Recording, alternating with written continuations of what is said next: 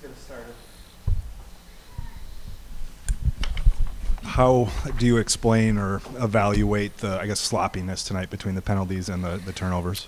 Yeah, obviously it's disappointing. You don't want to play that way, especially to start November, and we did. And so we're going to have to, we own it, we live with it, we grow from it, and hopefully we've got enough, enough courage about ourselves to correct it and move ourselves forward. But I thought our kids played really hard, but you're right, it's the detail that cost us the football game, unfortunately. Specifically with the penalties, just how out of character was that for you guys tonight? Yeah, it's some of those things hadn't been called. I don't know. Obviously we're going to have to get it corrected because it's close enough to whatever it is or it isn't that it put us in a really tough spot. So again, from our end of it, we got to coach it better. That starts with the head football coach, and then we got to execute it better. So whatever those things we can understand and really grow from, I think it'll help us down the road for sure.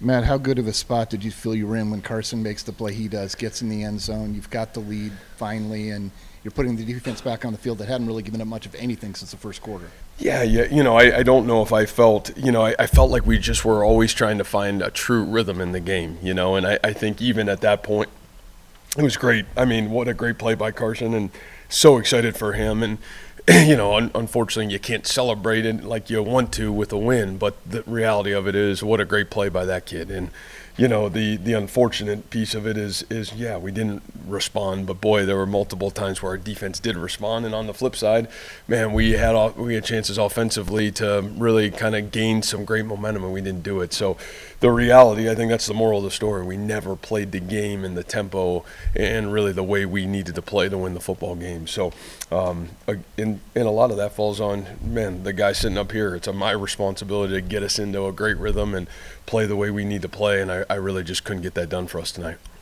I know globally, as you often say, everything's still out there for you guys, and I know you go week to week, but I mean, how do you, probably guys are pretty not feeling good in the locker room. How do you really help lift them up by just letting them know that? Yeah, well, I think it's no different than it's been, when we've won these games, because I feel like we've been on the other side of some of these. And the reality of it is, it's the same message. It doesn't really change. Like, we'll be defined by who we are after the season ends. This game will not define us in any way, shape, or form. And the reality of it is how we respond to it, and the team we become through it is really what will define the, 2024-23 Iowa State Cyclone football team. So I think this gives us a great chance for the first time to now have to respond to adversity of a loss. What does that look like? How do we grow from it? Man, do we have the same character that I would expect us to have going forward? And we'll see. What a great opportunity to grow. I guess, Matt, some of the sloppiness is those two burn timeouts. Can you maybe offer some clarity into what happened on those situations? Yeah, I'll be honest with you. I think probably even from my end, I would have to go back to it. I would unfairly answer that question right now, and I don't want to. I'll probably have a better answer for that on Tuesday.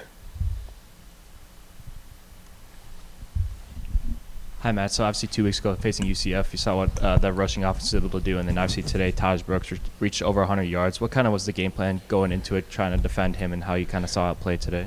Yeah, I did think we took a really good step in the right direction there. I think some of those rush yards came and, in the last drive, and we're kind of trying to be in and out of defending the clock, using the clock, defending the pass, and giving up some of those. But I thought we took a really good step in the right direction in terms of the run game. We'll have to continue to do a great job of that. It wasn't perfect by any stretch of the imagination, and obviously Taj, I think I said on Tuesday, man, one of the guys that I have the utmost respect for. I think he's one of the great players in this conference, and a lot of praise to him for sure. It was 3rd and 10 before Kyle's 51-yard field goal. Rocco keeper, is that one you guys would like back or just not executed? Yeah, well, we didn't execute it. I think you'd like to have it back. I think more than anything, you're trying to get yourself into – they were in drop 8, which is exactly what we thought they would be in, and we tried to, put ourselves in either a great field goal position, getting the ball centered in the middle of the field, and or, man, if you got enough yardage, you were going to put yourself in a 4-down situation to go for it. So, probably the execution you would love to have back. I don't think the call is something that I wouldn't debate. Now maybe by the time we get to Tuesday, would you love to have it back? And obviously it didn't work. So I think anytime you say that, man, you'd love to have it back. But the theory behind what we were trying to do certainly made sense. On that last defensive possession, people often talk about how sped up offenses can get an offense going in a rhythm. For a defense, how difficult is it to defend when you guys may struggle to get calls in or whatever it may be?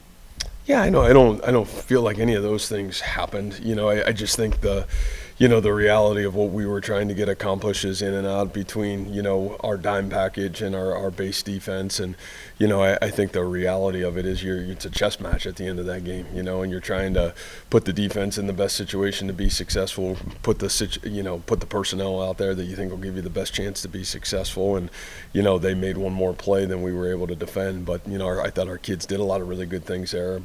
Again, I think very similarly, man, our detail and precision was off a little bit. So I'm sure we'll evaluate it. Man, could we have been better? What could we have done better as coaches to put them in the best situation? But, again, I think some of our detail and precision throughout the night wasn't where it needs to be. And ultimately, when it's those things, that's the head coach's responsibility. And, that's something that I'll have to look myself in the mirror and make sure we got a great plan to do that better moving forward.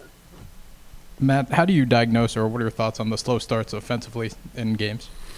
Yeah, I think we've started slow now the last 5 weeks. Offensively, defensively, they've taken the ball right down the field and scored a touchdown. And did you say offensively? I think offensively we drove the ball right down the field and kicked a field goal. So, I feel like not getting ourselves into a rhythm early in a football game is still something that we have to be better at. It's something that we have not been our best throughout the football season and probably caught us a little bit tonight for sure. And what's the pulse in the locker room after your first loss? What was the message to the team?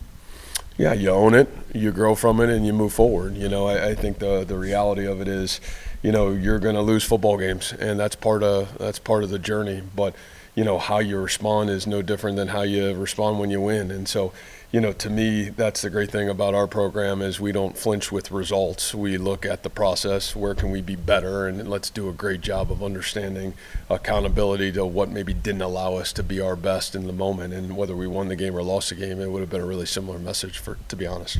Lovett, Snyder, Bramer injuries?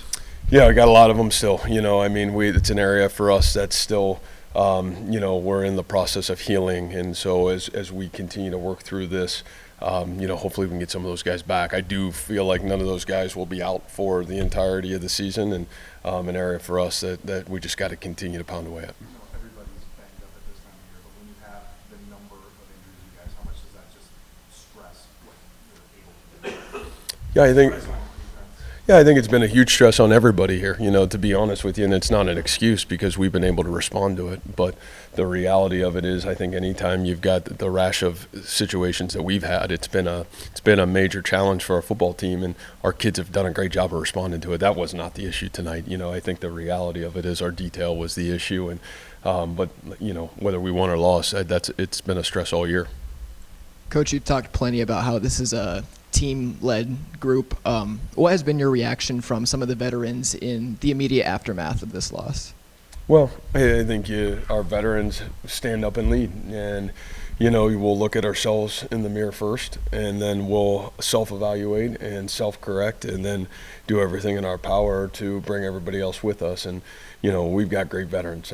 Between the captains on this football team to the seniors, I think we'll take great ownership. We'll be humble enough to understand what not playing to our ability cost us tonight, and then take great ownership and demand to move ourselves forward. So we're kind of defined by how we respond to adversity, and I think that's pretty much life in general. So it'd be a great opportunity for this group to continue to grow. Coach, Carson Hansen looked all the part of the best running back in the first half, and in the second it looked like Abusama just flipped the switch. What do you make of that with your three guys back there, and I guess what do you take away from this game from that performance in the second half? Yeah, I thought Abu really got into a great rhythm. Maybe the best I've seen him, in a rhythm this season, which was great to see. And, Carson's he's been fighting through a lot of stuff too, and so just to have the multiplicity at that running back position, I think it's huge. And You know, I do. I think Abu really put us in a great spot in the second half to go play a heck of a lot better offense and did a great job. And,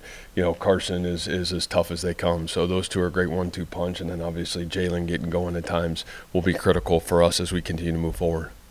One positive, we continue for you guys with all the takeaways and the play. Did you come in and play Darian made one-on-one there right after I think Rocky was picked off? Yeah. And then Miles gets his first pick right into it, set you up in a great spot. Yeah, and you know, I think the ball is key. You know, the probably the disappointing part from our end of it is we gave them to tonight in critical spots, and then we had one taken away, right, with the penalty, with the hands to the face. That, man, no, those are big plays. And again, when you leave it to chance, right, and you don't do your job with great precision and detail, it's tough. And you know, unfortunately, that's what we did tonight enough that it got us burnt. And again, man, I would tell you those discipline pieces, that's reflection of the head football coach, and that's reflection of our football program. And, you know, you hate for that to happen, but you got to demand to work through it, and you got to figure out a better way to coach it.